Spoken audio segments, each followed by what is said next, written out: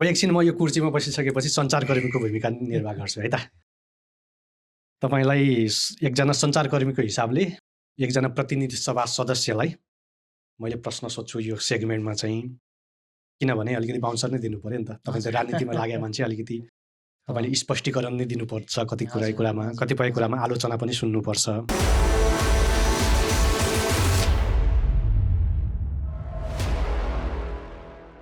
सबैभन्दा सुरुमा चाहिँ तपाईँले दिएका मैले 2-3 अभिव्यक्ति चाहिँ तपाईँले स्पष्टीकरण दिनुपर्छ कि भन्ने लागेर मैले तपाईँलाई त्यो अभिव्यक्तिहरू तपाईँकै आफ्नै अभिव्यक्तिहरू राख्दैछु। त्यसमा तपाईँले स्पष्टीकरण पनि दिन सक्नुभयो अथवा खण्डन पनि गर्न सक्नुहुन्छ।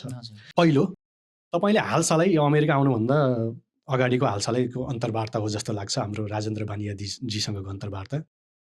त्यो अन्तर्वार्तामा एउटा संवेदनशील कुरा तपाईँले बोल्नुभयो, जस्तो जीवी राईको सन्दर्भमा लिएर। तपाईँले जीवी राईलाई यो सरकारले समात्छ भन्ने प्रश्नमा चाहिँ जीवी राई जीवित छन् भने समाज छ भन्ने खाले तपाईँले जुन अभिव्यक्ति दिनुभयो नि, त्यसलाई चाहिँ 2 किसिमले अर्थ लगाउन सकियो पुकारजी। जस्तो एक चाहिँ तपाईँले जीवी राईको सम्बन्ध हाम्रो सभापति रवि लामिछानेसँग मात्र होइन, त्योभन्दा ठुलो कनेक्सन त पुराना पार्टीका पुराना ती ठुला नेताहरूसँग छ भनेर तपाईँले त्यो सङ्केत गर्नुभएको पनि हुनसक्छ। अथवा तपाईँ त एउटा जिम्मेवार नेता पनि हो, पार्टीभित्रको पनि प्रतिनिधि सभा सदस्य पनि हो तपाईँ, होइन? त्यो तपाईँले दिने अभिव्यक्ति त्यो जिम्मेवारीपूर्ण पनि हुनुपर्छ। तपाईँले त्यो साङ्केतिक रूपमा भन्न खोज्नुभयो अथवा तपाईँले केही सूचना पाएको आधारमा त्यो अभिव्यक्ति दिनुभयो? यसो छ, यो त एकदम कमन सेन्सको कुरा हो कि। जस्तै मैले मात्र होइन त, पार्टीको विभिन्न तह र तबकामा भएको नेतृत्वहरूले भनिसक्नु भएको छ। मैले यो विषयमा आएको कुराहरू खण्डन पनि गरिसकेँ, स्पष्टीकरण दिइसकेँ, होइन? र एकदम यो एकदम कमन सेन्सको कुराहरू कि जुन यो सहकारीको कुराहरूदेखि लिएर सबै आउँदै गर्दाखेरि विभिन्न चरणमा चाहिँ हाम्रै नेतृत्वहरूबाट पनि यो कुराहरू आइसकेको छ पछिल्लो समयको, होइन? अब गणेश बराजुली लगायतका सबै सांसदहरूदेखि लिएर धेरैहरूले यसको बारेमा बुझिसक्नु भएको छ, बोली पनि सक्नु भएको छ। सुदनजी गृहमन्त्री हुँदै गर्दाखेरि भनिसक्नु भएको छ। जस्तो कमन सेन्स भन्नाले तपाईँले त्यो दिएको अभिव्यक्ति यसमा कमन सेन्स कस्तो भनेपछि उहाँलाई हामी ल्याउँछौँ भन्ने हो, सिम्पल कुरा। त्यसले उहाँलाई ल्याउँछौँ भन्ने कुरा तपाईँले ठ्याक्कै दिएको, उहाँ जीवित हुनुहुन्छ भन्ने त्यो जुन त्यसलाई पिन पोइन्ट गरेर ठ्याक्कै हेरियो भने त त्यो त एकदम संवेदनशील कुरा हो नि त। फेरि तपाईँले उहाँ जीवित हुनुहुन्न भन्ने अर्थ तपाईँले कुनै सूचना पाएको आधारमा भन्नुभयो? होइन, त्यसलाई चाहिँ अलि बङ्ग्याइयो, होइन? उहाँलाई सामान्य कुरा भनेपछि यो सरकारले ल्याउने सामर्थ्य राख्छ र उहाँले ल्याउनुपर्छ। यो त मैले मात्र भने नि त, लगभग हाम्रो शीर्षस्थ नेतृत्वदेखि सबैले भनिराख्नु भएको छ।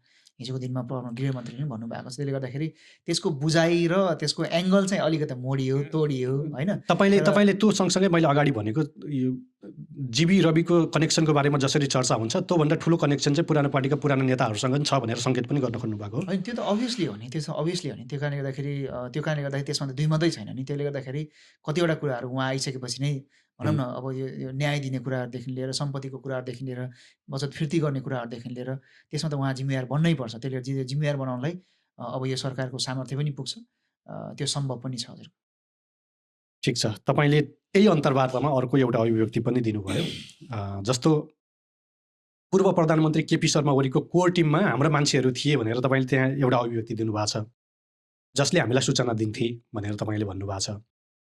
तपाईँहरू राजनीति सँगसँगै जासुसी पनि गर्नुहुन्थ्यो? राजनीति हो, जासुसी होइन।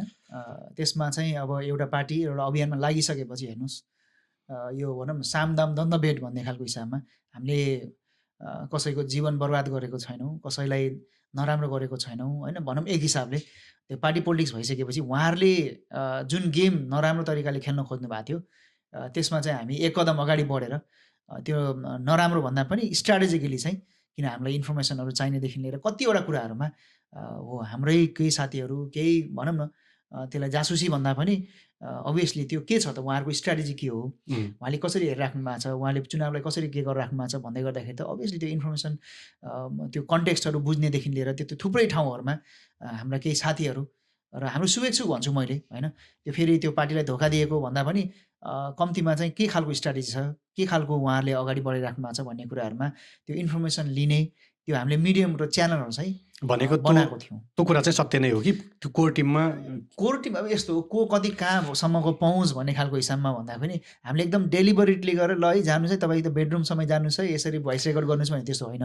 तर कतिजना शुभेच्छुकहरू चाहिँ हिजोको दिनमा चाहिँ त्यही पार्टीमै इन्भल्भ हुनुभएको साथीहरू चाहिँ एउटा शुभेच्छाको हिसाबले यो देश बन्नुपर्छ। त्यो भनेको ठ्याक्कै तपाईँहरूको पार्टीको क्याडर कार्यकर्ता होइन, तर त्यहीँभित्र रहेका व्यक्तिहरू जसले त्यो पार्टीबाटै पनि पीडा खोपेका थिए तिनीहरूले चाहिँ एक्ज्याक्टली शुभचिन्तकको हिसाबमा राष्ट्रसभालाई सूचना दिन्थे। उहाँहरूले यस्तो हो नि त, मैले भने नि डिकेड्स अफ ह्युमिलिएसन एउटै पार्टीमा भएर पनि तपाईँको होइन, त्यहीँभित्र पनि तपाईँहरूको अवसरवादमा चरम पराकाष्ठ भएर पार्टीको शीर्ष नेताहरूको नजिक भएर मात्र त्यहाँका राम्रो मान्छेहरूले कहिले पनि अवसर पाएको थिएनन्।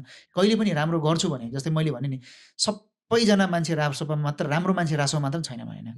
हिजोको दिनमा कङ्ग्रेसमा पनि थिए, छन्, एमालेमा पनि थिए र अहिले पनि छन्, राप्रपामा थिए र अहिले पनि छन्। त्यसैको कारण त हामीले समायोजनबाट अहिले पनि हेर्नुभयो भने यो त ओपन छ नि त। जस्तै कङ्ग्रेसमै अवसर नपाएका थुप्रै राम्रा साथीहरू हामीले त एउटा राम्रो इनेबलिङ इन्भाइरोमेन्ट बनाइदियो राष्ट्रपाले। बेस्ट एन्ड द ब्राइटेस्ट मान्छेहरू कङ्ग्रेसबाट पनि आउनु भएको छ, एमालेबाट पनि आउनु भएको छ, राप्रपाबाट आउनु भएको छ, माओवादीबाटै आउनु भएको छ। र यो त हिजोको दिनमा 3 वर्ष अगाडि खुलेको पार्टी हो नि त, 30-40 वर्षको विरासत बोकेको होइन नि त। भनेपछि हामीले अहिलेको नेतृत्वमा हेर्नुभयो भने थुप्रै साथीहरू त्यसरी जोडिनु भएको छ। हामीले के गरेको त इनेबलिङ इन्भाइरोमेन्ट, फेरि कति हाम्रै सांसदहरूलाई चाहिँ हिजोको दिनमा एमाले भएको मान्छे आजको भोलि आयो भने अवसरवादी भन्ने खालको हामी त्यसरी लिँदैनौँ, त्यो लिने पनि छैनौँ, कहिले पनि लिनु पनि हुँदैन। भनेपछि इनेबलिङ इन्भाइरोमेन्ट बनाउँदै गर्दाखेरि हिजोको दिनमा राम्रोसँग समाजसेवाई गर्छु भनेर राजनीतिको थ्रुबाट देशलाई परिवर्तन गर्छु भन्ने मान्छेहरू पनि थिए नि त। हो, त्यही साथीहरूले हामीलाई सूचना दिने होइन, कन्टेक्स्ट बताउनु भएको। द्याट्स वाइ हामीले पनि त जसरी के हुन्छ ती सम्पूर्ण साथीहरू एक ठाउँमा लिएर आएर आजको अचिभमेन्ट त्यहाँ त्यसरी पनि भएको हो नि त। त्यसले स्पाई राख्ने होइन, त्यहाँ बुझ्न जाने, हाम्रो आफ्नो मान्छे राख्ने होइन, एउटा मिसनसहित पठाउने त्यो होइन। त्यहीभित्र पनि शुभेच्छा राख्नुपर्ने थुप्रै मान्छेहरू चाहिँ हुनुहुन्थ्यो। ठिक छ। अब तेस्रो तपाईँको अभिव्यक्ति, त्यो चाहिँ तपाईँले फेसबुकमा लेखेको अभिव्यक्ति, यो बारेमा तपाईँले त्यो बारेमा स्पष्टीकरण चाहिँ दिइसक्नु भएको छ, तर यहाँ पनि अलिकति छोटकरीमा तपाईँले स्पष्टीकरण दिनु होला। योसँग जोडिएर पनि 2टा प्रतिप्रश्नहरू आएका छन्। जस्तो रवि बालेनको सम्बन्ध उनीहरूलाई जोड्ने सन्दर्भमा तपाईँले भूमिका खेल्दै गर्दा तपाईँले फेसबुक स्ट्याटस मार्फत रवि बालेन यदि सहमति भएन भने चुनाव पछाडि भोलिपल्ट हामी जेल जान्छौँ भन्ने खाले जुन अभिव्यक्ति तपाईँले लेख्नुभयो, त्यो उहाँहरूलाई प्रेसर दिन पनि तपाईँले लेख्नुभयो होला, अथवा त्यसलाई 2 अर्थमा पनि लगाउन सकिन्छ पुकारजी। जस्तो 24 गतेको घटनामा चाहिँ हामीलाई तपाईँले जेल जान्छौँ भनेको 24 गतेको घटनालाई लिएर त भन्नुभयो। त्यो बेलामा 24 गतेको घटनामा हामीलाई दोषी ठहराइन्छ र हामीलाई जेल हालिन्छ, तपाईँले त्यही भन्न खोज्नु भएको होला। त्यो भनेको पहिलो अर्थ चाहिँ तपाईँले 24 गतेको घटनामा हामी संलग्न छौँ भनेर स्वीकारोक्ति दिएको अर्थ पनि लगाउन सकियो। अब स्वीकारोक्ति दिनुभएको हो भने फेरि तपाईँले अदालतप्रति अविश्वास गरेको पनि देखियो, किनभने सरकारले चाहँदैमा मात्रै तपाईँलाई जेल हाल्न सक्ने होइन नि त, त्यसको स्वीकृति त अदालतले दिनुपर्छ। अथवा हामीलाई फल्स एउटा आरोप लगाएर 24 गतेको घटनामा हामीलाई फल्स आरोप लगाएर चाहिँ थुनिन्छ होइन, त्यो सेन्समा तपाईँले भन्न खोज्नु भएको हो भने त्यसमा पनि फेरि के भयो भन्दाखेरि तपाईँले गलत आरोप लगाएर थुन्ने भन्ने त त्यो सरकारको हातमा मात्रै भएको, बसमा मात्रै भएको कुरा होइन नि त, त्यो पनि अदालतमै गएर जोडिन्छ। यसलाई तपाईँले के स्वीकार गरेको रूपमा लिनु पर्यो? 24 गतेमा हामी कुनै न कुनै रूपमा संलग्न छौँ र हामीलाई यो घटना देखाएर हामीलाई जेल हालिन्छ, पुरानै शक्तिहरू सत्तामा आउँछन् र हामीलाई हाल्छन्, अथवा मलाई न्यायालयपछि विश्वास छैन, हामीलाई गलत आरोप लगाएर पनि जेल हाल्छन् र न्यायालयमा पनि सेटिङ गर्छन्। यसमा तपाईँले यति लामो बाँध्नुभयो, मैले एकदम सिम्पल, वैकल्पिक शक्तिहरू, नयाँ शक्तिहरू, स्वतन्त्र शक्तिहरू, अभियानका शक्तिहरू, जेन्जी शक्तिहरू एक ठाउँमा नआउने हो भने तपाईँले ती पार्टीका शीर्ष नेताहरूका होइन नाम नलिम, हामी म नै हो अब गृहमन्त्री, त्यसपछि हाम्रो प्रमुख एजेन्डै भनेको बालेनजीलाई थुन्ने, रविजीलाई थुन्ने, सुमना श्रेष्ठलाई थुन्ने, निश्चल बस्नेतलाई थुन्ने, सुदन गुरुङलाई थुन्ने, हाम्रो पहिलो प्राथमिकता र एजेन्डै त्यही हो। हाकाहाकी उहाँले चुनावमा भनिराख्नु भएको थियो। र अर्को कुरा के थियो भनेपछि त्यहाँ सबै 7वटा प्रदेशमा 17 जिल्लामा तपाईँको किटानी जाहेरी सहितको मुद्दाहरू दायर सुरु भइसकेको थियो। एउटा रवि लामिछानेज्यूलाई, हाम्रो पार्टी सभापतिलाई त सुरुवात त त्यसरी भएको थियो नि त, भनिसकेपछि मैले त्यो डर कुनै ब्ल्याकमेल भन्दा पनि मैले त त्यो कन्टेक्स्ट बुझेर जानेर होइन समान उद्देश्य छ, समान विचार छ र समान बाटो छ भनेपछि हामी फरक फरक किन जाने? तपाईँको हामीले त 79 मा बालेनजी स्वतन्त्र उड्दै गर्दाखेरि एउटा विरासत ढालिसक्नु भएको थियो र त्यसपछि रासोपा आइसकेपछि चौथो पार्टीको रूपमा उदय हुँदै गर्दाखेरि त उहाँहरूको विरासत 70 वर्षको विरासत त भर्खरको 35-36 वर्षका युवाहरूले त उहाँहरूको त त्यो उजाड गरिसक्नु भएको थियो नि त। अनि त्यसले गर्दा के हो त उहाँहरू त कलेक्टिभली सबै काङ्ग्रेस एमाले माओवादी लगायतका पुराना सबै शक्तिहरू एक ठाउँमा आएर के हुन्छ यी नयाँ भनिएकाहरूलाई रोक्नुपर्छ भन्ने खालकोमा थियो नि त। त्यो रोक्दै गर्दाखेरि के हुन्थ्यो उहाँले साम दाम दण्डभेद होइन त्यो सबै चिज लगाएर चाहिँ के हुन्थ्यो त्यो थुन्ने छेक्ने रोक्ने र एउटा पलाउँदै गरेको त्यो पालुवालाई त निमोट्न त उहाँले त सबै चिज प्रपञ्च गर्नुभएको थियो नि त। हो मैले त्यो एउटा परिदृश्य मात्रै देखाइदिएको र तपाईँले भनेको कतिवटा कुराहरूमा त्यो सत्यता पनि छैन। जस्तो जस्तो जस्तो तपाईँले अब यही प्रसङ्गलाई अहिले भर्खरै सरकारले संवैधानिक परिषद सम्बन्धी अध्यादेश ल्यायो, त्यसपछि प्रधान न्यायाधीश सिफारिस गरेको चाहिँ हिजो मात्रै सिफारिस गर्यो होइन। त्यसलाई जोडेर हेरौँ त त्यसो भए जस्तो जति हामीले बाहिर अभिव्यक्त गरे पनि नगरे पनि यसले अदालतको अवहेलना पनि नहोला, किनभने अदालत सुधारको कुरा पनि हामीले गरेका छौँ। त्यहाँ जाने व्यक्तिहरू त त्यही संवैधानिक परिषदको परिकल्पना फेरि कसरी गरिएको भन्दाखेरि त्यहाँ विपक्षी दलको नेतादेखि लिएर सभामुख, उपसभामुख, राष्ट्रिय सभाको अध्यक्ष, प्रधानमन्त्रीसम्म राख्नु भनेको त त्यहाँबाट ब्यालेन्स निर्णय होस्, यो मान्छे यो पार्टीको त्यो पार्टीको भनेर नहोस्, सबैको साझा सहमतिमा निर्णय होस् भनेर संवैधानिक परिषदको परिकल्पना गरिएको हो होइन। तपाईँहरूले पनि जुन किसिमले हिजो भर्खरै जुन निर्णय आछ सधैँ रहँदै आएको परम्परा टोडिएर चौथो वरियतामा रहेको व्यक्तिलाई प्रधान न्यायाधीश बनाइयो भन्ने खाले अहिले सर्वत्र नागरिक सरकारको प्रधानमन्त्रीले समेत त्यो बारेमा तपाईँ अभिव्यक्ति दिइसक्नु भएको छ। यसलाई चाहिँ न्यायालय पनि सुधार्नुपर्ने ठाउँ छ र न्यायालय सुधार्नुपर्छ भनेर त्यो सुझी बुझिकनै यो निर्णयमा पुग्ने निर्णय चाहिँ भएको हो। त्यो तपाईँको अभिव्यक्तिले पनि न्यायालयप्रति पनि अलिकति अविश्वास गरेको जस्तो देखिन्छ। अनि संवैधानिक परिषदले हिजो सिफारिस गरेको हेर्दाखेरि पनि अब कार्यपालिका न्यायालय सुधारतर्फ पनि लागेको हो। म यो कुरालाई केमा जोड्छु भनेपछि यो सरकार र यो जुन एउटा परिवर्तनको सम्भागको रूपमा रासोपा नेतृत्वको जुन एउटा अभियान द्वितीय आएको छ नै, तपाईँले यसको ब्याकग्राउन्ड हेर्नुभयो भने जेएनजी जनआन्दोलन भयो, यो सरकारले दिएको नाम हो जेएनजी जनआन्दोलन।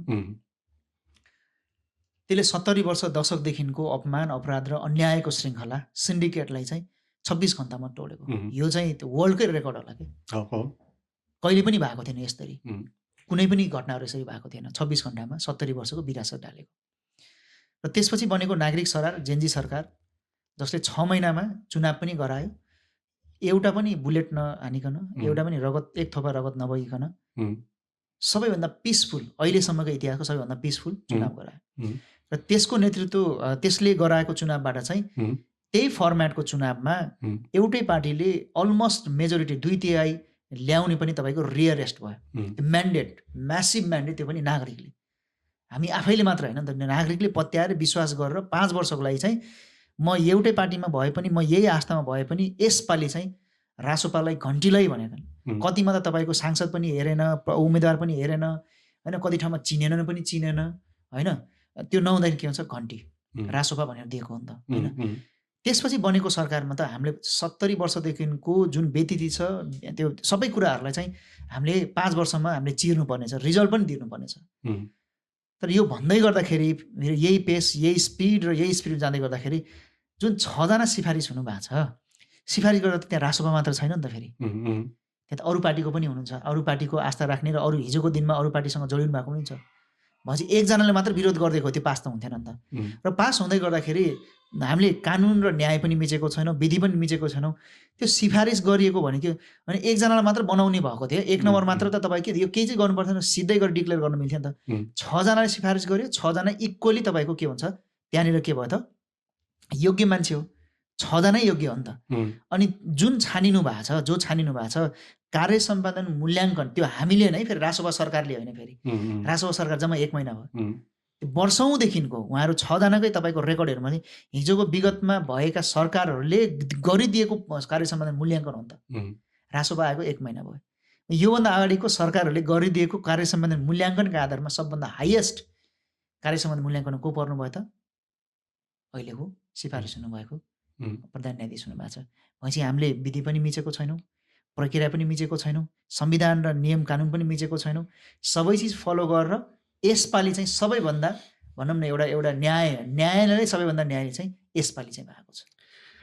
तर विरोध चाहिँ आइरहेछ फेरि। विरोध किन कसरी भन्दाखेरि जस्तो तपाईँ यो सरकारले गरेको सिफारिस पनि भएन त, संवैधानिक परिषदले गरेको सिफारिस भयो होइन। तर जो व्यक्ति सिफारिस गर्नुभएको छ उहाँ पनि फेरि दलकै कोटाबाट चाहिँ न्यायाधीश बनेको भन्ने पनि यताउता अभिव्यक्तिहरू, उहाँ चाहिँ अमुक एउटा दलले चाहिँ उहाँलाई अदालतमा लगेको, त्यहाँ पनि दल बाहेकको व्यक्ति त भएन नि त फेरि। हो, त्यसलाई अर्को एङ्गलबाट हेर्नुहोस् त, हामीले रासोपा निकट कोही मान्छेलाई राख्यौँ भएन नि, हामीले कुनै दललाई के अरे लाखा र पाखा गरेनौँ। त्यही 6 जना मध्येमा अर्को 2-3 जना त काहीँ न काहीँ जोडिनु भएको थियो नि त। हामीले दल विशेष हेरेनौँ नि त। हामीले मात्र के हेऱ्यौँ त, विधिलाई हेऱ्यौँ, प्रक्रियाले हेऱ्यौँ र त्यहाँ सिफारिस गरेका सबैजना इक्वली योग्य हुनुहुन्थ्यो र त्यो योग्यतामा सबैभन्दा हाइएस्ट मार्क्स भनौँ न मेरिटोक्रेसी हिसाबले सबैभन्दा बढी कार्य सम्पादनमा पर्नुभएको मान्छेलाई नै हामीले अगाडि सार्यौँ। फेरि त्यो पनि हामीले बनाएको नीति नियम थिएन। हिजोको दिनको सरकारहरूले नै मा रहेको संवैधानिक परिषद लगायतका विभिन्न तपाईँको इन्स्टिट्युसनले गरेको सिफारिस हो नि त, दिएको तपाईँको कार्यसम्बन्धी मूल्याङ्कन हो नि त। भनेपछि हामीले के गर्यौँ त, हिजोको सरकारले इभन भनौँ न यति धेरै रासोपा यति धेरै उदार भयो कि हामीसँग टाढासँग नि सम्बन्ध नभएको मान्छेलाई एउटा न्युट्रली एउटा चाहिँ पर्फर्मेन्सको बेसिसमा मेरिटोक्रेटिक बेसिसमा के हुन्छौँ, सम्भवतः पहिलोचोटि यो न्यारेटिभ है, यो न्यारेटिभमा क्रमभङ्गता भन्छौँ नि, त्यो तोड्दै गर्दाखेरि सबैभन्दा बढी यदि न्यायालय काहीँ भएको छ भने चाहिँ यो पालादेखि चाहिँ न्यायालय सबैभन्दा बढी न्याय चाहिँ यसपालि भएको छ। फेरि पनि मैले तपाईँलाई भने नि, कहिलेकाहीँ परिणाम दिन्छु भन्दै पनि तरिका मिलेन भने त्यसले चाहिँ गलत एउटा किसिमको न्यारेटिभ स्थापित गर्छ भने जस्तो। अदालत सुधार गर्नुपर्ने छ, ठिक छ, तर कार्यपालिका, न्यायपालिका, व्यवस्थापिका छ नि हाम्रो जुन संवैधानिक अङ्गहरू छन् नि, यसले चाहिँ मानिसहरूमा शङ्का के जन्मायो भन्दाखेरि कतै कार्यपालिका न्यायालयमाथि हावी हुन खोजिरहेको त छैन भन्ने न्यारेटिभ पनि छ। त्यसले त फेरि हाम्रो संवैधानिक जुन संरचना छ त्यसलाई पनि बिथल्ला नि त फेरि।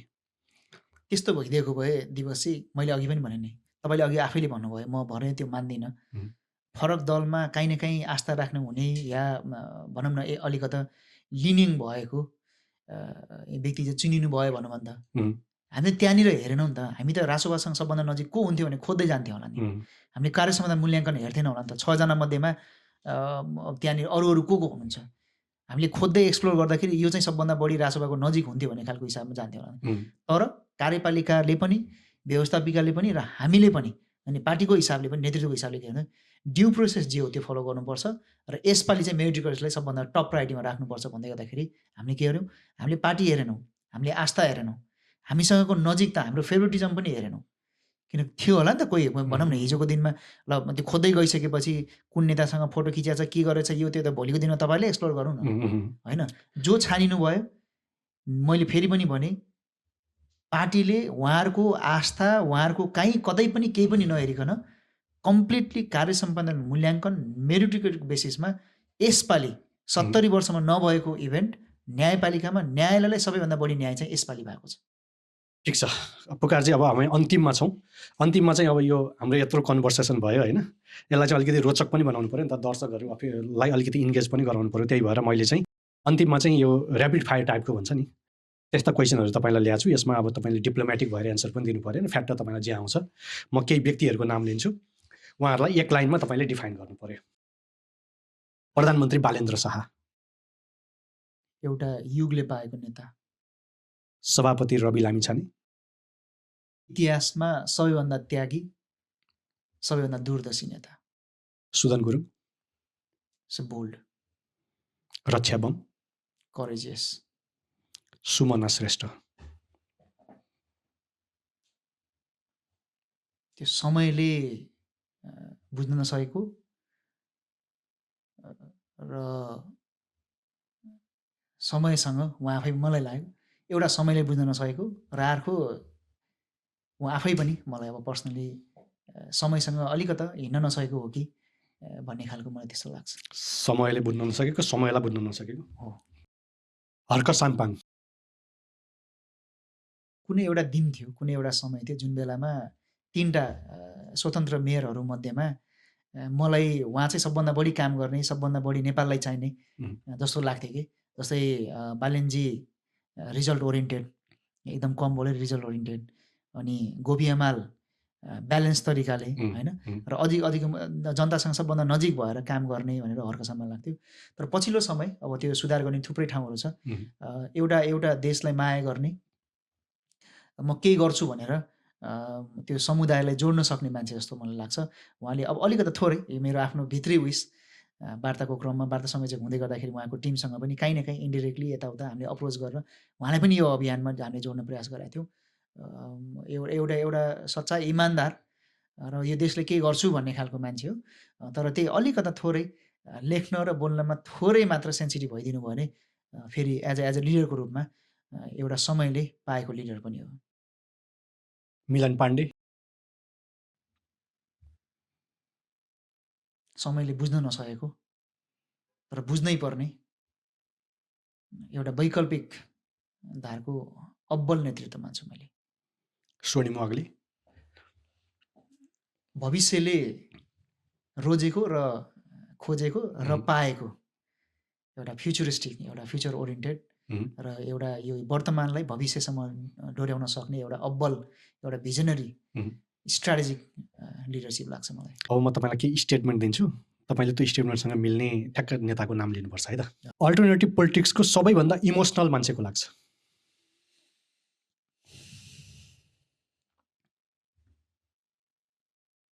सबैभन्दा इमोसनल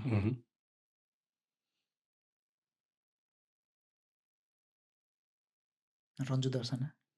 ओके। सबैभन्दा क्यालकुलेटिभ? गोविन्द नारायण। नेपालको राजनीतिमा सबैभन्दा ओभर हाइप नेता? वैकल्पिकमा के? एनीमा ओभर हाइप्ड केपी ओली। सबैभन्दा अन्डर एस्टिमेटेड नेता?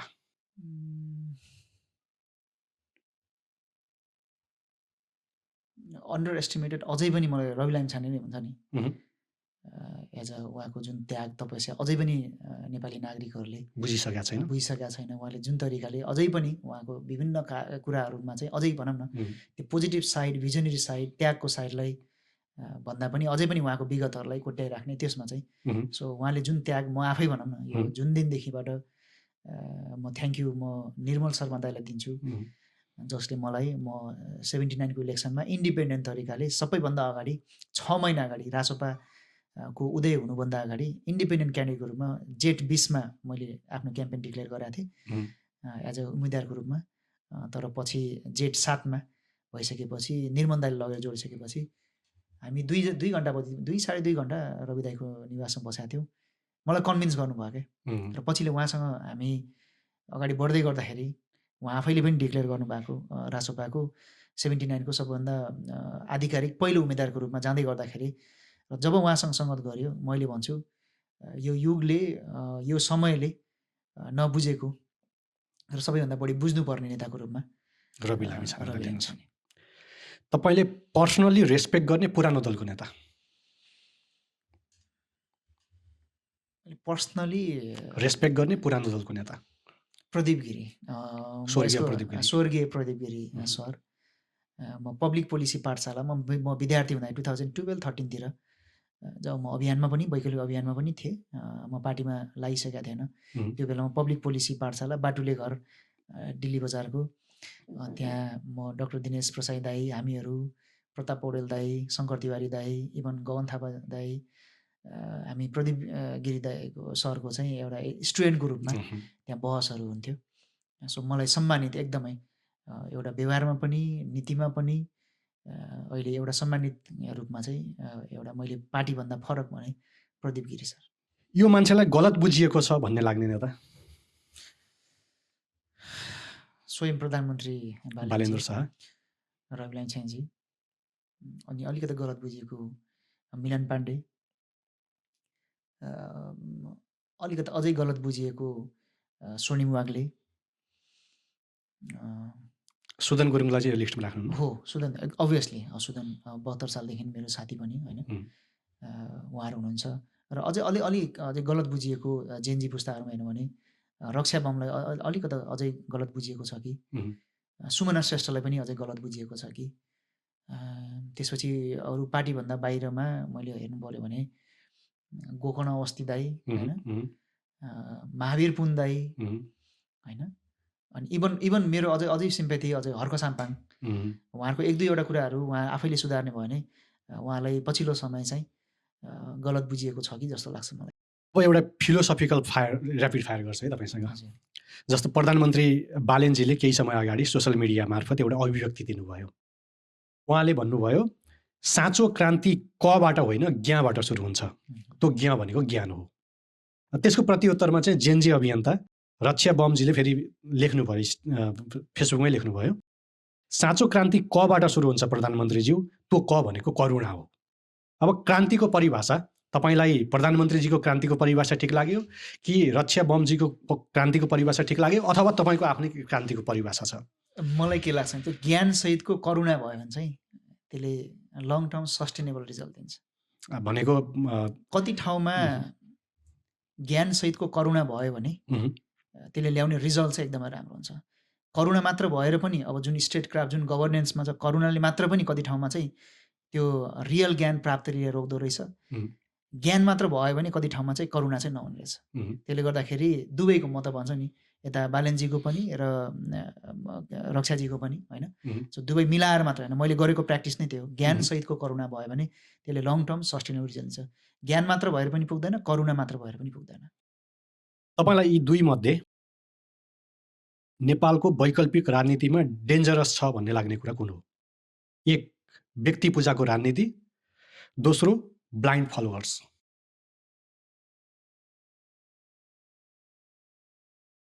मलाई व्यक्ति पूजा भन्दा पनि तपाईँको ब्लाइन्डली फलो गर्ने चाहिँ डेन्जरस लाग्छ, त्यो हुनु हुँदैन जस्तो लाग्छ। अब एउटा हाइपोथेटिकल क्वेसन तपाईँलाई, यदि बालेन रवि सहमति नभएर छुट्टा छुट्टै चुनावमा गएको भए बालेन बाहेकको रासपाको साइज ठुलो हुन्थ्यो कि गगन थापाले भनेको नयाँ काङ्ग्रेसको न्यारेटिभ अझ बलियो हुन्थ्यो? म दुइटै मान्दैन। मैले गरेको काम या हामीले जुन न्यारेटिभमा काम गऱ्यौँ, जुन पेस स्पिडमा काम गऱ्यौँ, त्यसमा हामीले अप्सन बी नहेरिकन अगाडि बढ्यो। त्यसले गर्दाखेरि यसको जवाफै छैन। मैले कुनै त्यो दुइटै अप्सनमा म एन्सर दिन चाहन्थेँ। भनेको त्यो मेरो लागि चाहिँ त्यो अप्सन बी नै नभइकन हामीले काम गऱ्यौँ। त्यसो भए यस्तो गरौँ न त, त्यसरी चुनावमा गएको भए, छुट्टा छुट्टै चुनावमा गएको भए रासोपाको साइज ठुलो हुन्थ्यो कि बालेनको साइज ठुलो हुन्थ्यो होला त? मैले त्यो अप्सन बीमा कामै नगरेको हुनाले मैले कसरी एन्सर दिउँ? मैले त 22 वर्षको अभियान भयो, यो सबै देखेर बुझेर जानेर आफ्नो बलबुताले भ्याएसम्मको के थियो भने हामी एक हुनैपर्छ। त्यसले गर्दाखेरि अहिले पनि तपाईँले सोध्नु भने यो कन्ट्रोभर्सी क्रिएट गर्ने केही पनि होइन। त्यसले गर्दाखेरि एक त म कन्ट्रोभर्सी क्रिएट गर्न चाहन्न भन्दा पनि हामीले अहिलेसम्म भने कि कति मान्छेहरू चाहिँ बालेन भर्सेस रवि होइन, यो अझै पनि टुक्रा यहाँ त्यहाँ भने जबसम्म मेरो सास रहन्छ, जबसम्म मेरो बल बुद्धि विवेक रहन्छ, तबसम्म अझै पनि मैले भने नि हामी 80% एक ठाउँमा आएको छौँ, अझै पनि 20% हाम्रा साथीहरू बाहिर हुनुहुन्छ। विभिन्न अभियानमा, विभिन्न संस्थामा, विभिन्न तपाईँको स्वतन्त्र तरिकाले भएको हाम्रो जिम्मेवारी त अझै के हुन्छ, यो मात्र होइन, अझै थुप्रै साथीहरूलाई जोड्नुपर्ने छ। मलाई यहाँ गाली गर्छन् साथीहरू होइन, म त के भन्न चाहन्छु, गोपी आमालाई हामीले जोड्न बाँकी नै छ। गोपी आमाजीसँग जोडेको त्यो अभियानमा जोडेको साथीहरूलाई जोड्न बाँकी छ, हर्क साम्बाङजीलाई जोड्न बाँकी छ होइन। कति ठाउँमा अझै मान्छेहरू भने थुप्रै साथीहरू छुट्नु भएको छ कि भनेपछि म त्यो लाइनमा लागिरहेको मान्छे, यहाँ को ठुलो सानो भन्ने नै होइन। अझै पनि हामीले त भनौँ न 2/3 त अझै पनि पुगेको छैन नि त। स्थानीय सरकार आउँदैछ, स्थानीय चुनाव आउँदैछ, हामी त बाँकी रहेका साथीहरूलाई पनि जोडेर एक ढिक्का भएर अगाडि बढ्नुपर्ने छ। यही बिचमा ठ्याक्क मलाई एउटा क्वेसन क्लिक भइहाल्यो है त। जस्तो चुनाव तपाईँहरूले जित्नुभयो होइन त, विपक्षी दलका चुनाव हारेका नेताहरूको अभिव्यक्ति तपाईँले कहीँ कतै सुन्नुभयो भने कसैले हाम्रा अल्गोरिदमले हराइदियो होइन, कसैले चाहिँ हामीले त्यो उम्मेदवारसँग चुनाव हारेको होइन, हामीले बालेनसँग चुनाव लड्यो, बालेनसँग हारियो, आफूलाई चित्त बुझाउने बाटो हुन्छ नि, त्यसरी भन्नुहुन्छ तपाईँ। त्यसमा चाहिँ कुनै सत्यता छ जस्तो कतिपय निर्वाचन क्षेत्रमा मतदाताले उम्मेदवार चिनेका हुन्थेनन्, बालेनलाई भोट हाल्यो होइन, बालेनको पार्टीलाई भोट हाल्ने, घन्टीलाई भोट हाल्ने भनेर पनि कतिपय उम्मेदवारहरूले जित्नुभयो। तपाईँलाई त्यस्तो लाग्छ यो चुनाव चाहिँ विपक्षी दलका नेता भर्सेस उम्मेदवार, रासोपाका उम्मेदवार भन्दा पनि विपक्षी दल भर्सेस बालेन हो? त्यसमा म भर्खरै पनि अहिले नासा, बोइङ, माइक्रोसफ्ट होइन यसको उम्, भिजिट गर्दाखेरि एउटा त्यो कस्तो राम्रो त्यो एउटा कन्सेप्ट मलाई बिल्ड भएको। उम्, मैले के मान्छु नि, हिजोको दिनमा वैकल्पिक धारको जति पनि अभियानहरू भयो विवेकशील लगायतका, त्यो चाहिँ लन्च प्याड हो। उम्, त्यो लन्च प्याडमा उभिएको रकेट रासोपा भयो, उम्, जो हामी सँगै मिलेर बनायौँ, र त्यो रकेटलाई लन्च गर्नका स्पार्क चाहिँ बालेन हुन्थ्यो। उम्, एकअर्कामा अन्तर्निहित छन्। अनि अन्तर्निहित, र यो रकेट फायर भइसकेपछि त्यो प्लानेट टू भनौँ न, त्यो प्लेसेस टु प्लेसेसबाट को एउटा एउटा एउटा एउटा बेस हिजोको वैकल्पिक अभियान विवेकशील लगायतले बनायो। त्यसपछि कन्टिनेन्ट टु कन्टिनेन्टको त्यो जुन स्पिड छ त्यसलाई रासोपाले ठाउँ दियो, र अब प्लानेट टु प्लानेट एक्सप्लोर गर्ने कुरामा चाहिँ बालेन लगायतको अब आउने पुस्ताले बनाइरहेको छ। सो तपाईँको क्वेसनको एन्सरमा चाहिँ यो भनौँ न जसरी एउटा भनौँ न यो फरक खालको एङ्गल दिन खोजिएको छ, मैले बुझ्ने चाहिँ यसरी हो। अलराइट पुकारजी, धेरै पछि नेपालको त्यो स्मरण जस्तो धेरै मजा आयो। हाम्रो कुराकानी लगभग हामी लामै कुराकानी गऱ्यौँ। अमेरिकामा आएर यसरी पुकारजीसँग भेट भयो, धेरै मजा आयो पुकारजी। हजुर, थ्याङ्क यू सो मच। हस्, thank you so much. Thank you.